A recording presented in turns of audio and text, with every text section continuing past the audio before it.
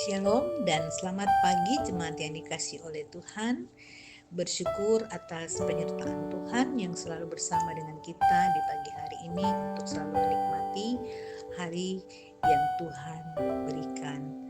Melandasi seluruh aktivitas kita pada hari ini, tepatnya Jumat 25 April 2025, kita akan dituntun oleh firman Tuhan. Sebelum itu mari kita berdoa. Pujian syukur kami panjatkan hanya kepadamu Tuhan. Terima kasih untuk cinta kasih Tuhan yang sungguh tercurah bagi kami, sehingga hari ini kami terus diberikan nafas hidup oleh Tuhan, berkesempatan oleh Tuhan untuk beraktivitas. Kami mau menyerahkan seluruh kehidupan kami kepada Tuhan, dan firman-Mu lah yang akan menuntun dan menyertai kami semua. Kami telah siap mendengarkan firman-Mu ya Tuhan, bersabdalah. Di dalam nama Tuhan Yesus kami berdoa. Amin. Firman Tuhan yang akan kita baca pada pagi hari ini terambil dari Kisah Para Rasul pasal yang kelima. Kita akan membaca ayat yang ke-17. Lalu mulailah imam besar dan pengikut-pengikutnya, yaitu orang-orang dari aliran Saduki, bertindak sebab mereka sangat iri hati. Amin. Tema perenungan kita di pagi hari ini, teruslah bersaksi. Pernahkah Anda merasa dihadapkan pada situasi di mana segala sesuatu nampaknya menentang Anda? Anda mungkin merasa diperlakukan tidak adil, diabaikan, atau bahkan disingkirkan hanya karena Anda membagikan kesaksian iman. Pengalaman seperti ini mungkin pernah atau sering terjadi dalam kehidupan kita. Tetapi hari ini kita akan belajar dari para rasul yang menghadapi tekanan, ancaman, dan penindasan karena pewartaan Injil. Melalui kisah ini, kita akan melihat bagaimana kuasa Allah yang suci dan kedaulatannya melampaui segala bentuk kekuasaan.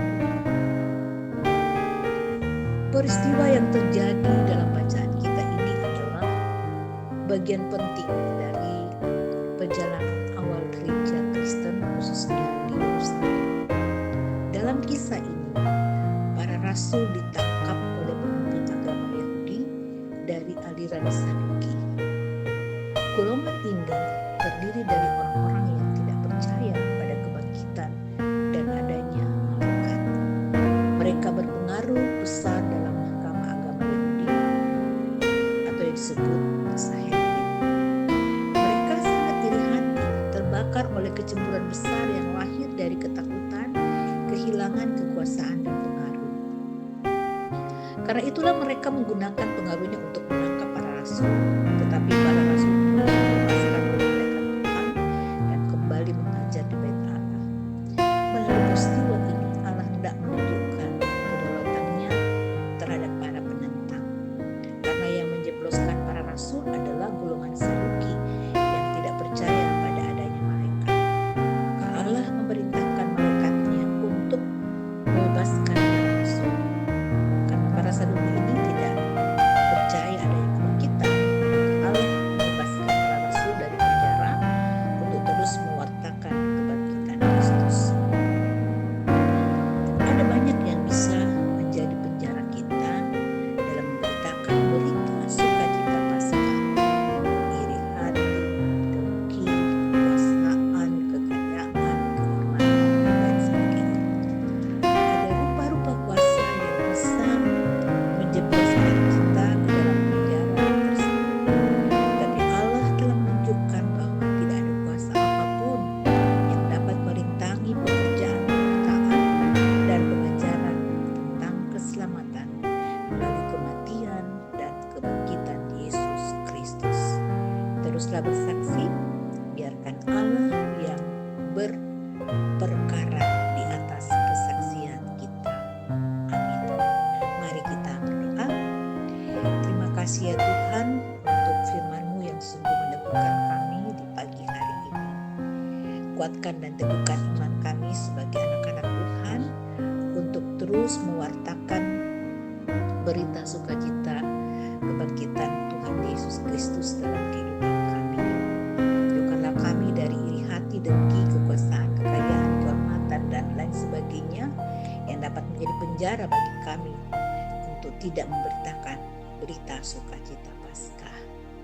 Tuntun sertai jemaat ya Tuhan, selalu hidup dengan penuh kerendahan hati, penuh dengan damai sejahtera, dan selalu Tuhan sertai dalam setiap perjuangan dan aktivitas yang dilakukan hari ini.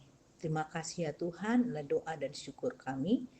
Dengarkan doa kami sampaikan semuanya kepadamu hanya di dalam nama Tuhan kami Yesus Kristus. Amin. Selamat berkarya jemaat Tuhan, Tuhan senantiasa menyertai.